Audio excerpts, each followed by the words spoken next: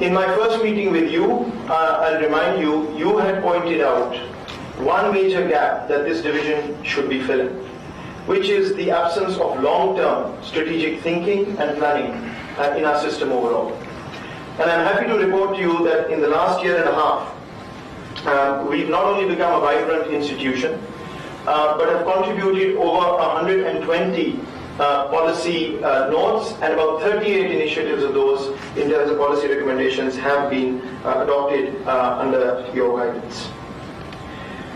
Just to very quickly apprise the audience, we are responsible for creating Pakistan's national security policy document, which hasn't been there in one place throughout our history, but in the next 6 weeks or so will be put in front of the Prime Minister. We've also developed the economic diplomacy strategy under this comprehensive security framework, through which came about the economic outreach initiative that the Prime Minister launched about a month or two ago. The idea being to increase Pakistan's economic footprint globally, but also to leverage our political relationships for economic gains and vice versa. Another area that we work on very, in a fairly dedicated manner is strategic communications. In the comprehensive security space, we've been attuned to doing public relations, but not as much strategic communications in a world where information revolution has changed the whole idea of how you operate and generate narratives.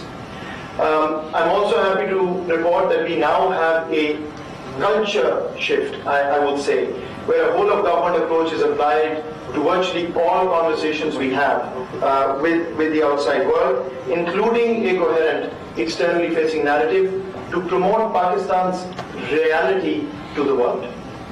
I wouldn't hide that we've been treated very unfairly over the years, especially by the media outside, painting Pakistan in a negative light. And that's an area that is our responsibility to address.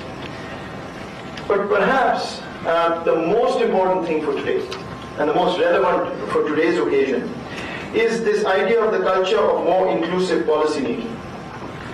I'm a strong believer, I know the Prime Minister has instructed me and others, we have immense talent in our university faculty, the youth, the think tanks. A lot of money is spent, a lot of good ideas are generated.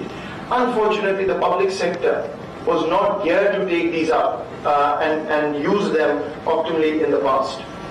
The National Security Division created something called the Council of Experts about a year ago, where Pakistan's very best minds on all issues related to comprehensive security, traditional security, diplomacy, climate and security, food security, have been brought together to advise the government through the National Security Division. So virtually everything we put in front of the policymakers is not our doing, but it's really Pakistan's best minds who are putting all of this together. And the advisory portal we launched today is essentially expanding that partnership. Okay.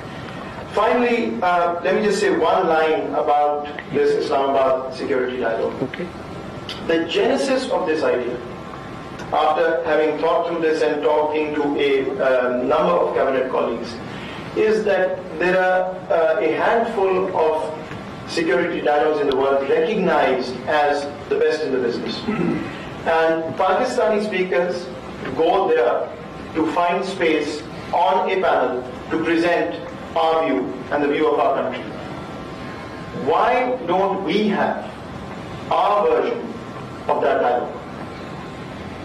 For a country as important as Pakistan, we should have the platform where ideas are exchanged and others come and talk to us about where we stand and where we need to go in partnership. So our goal is that over the years, this becomes an annual event paralleling the world's best security dialogues, where the world actually looks to come and talk to us on our soil, on our terms.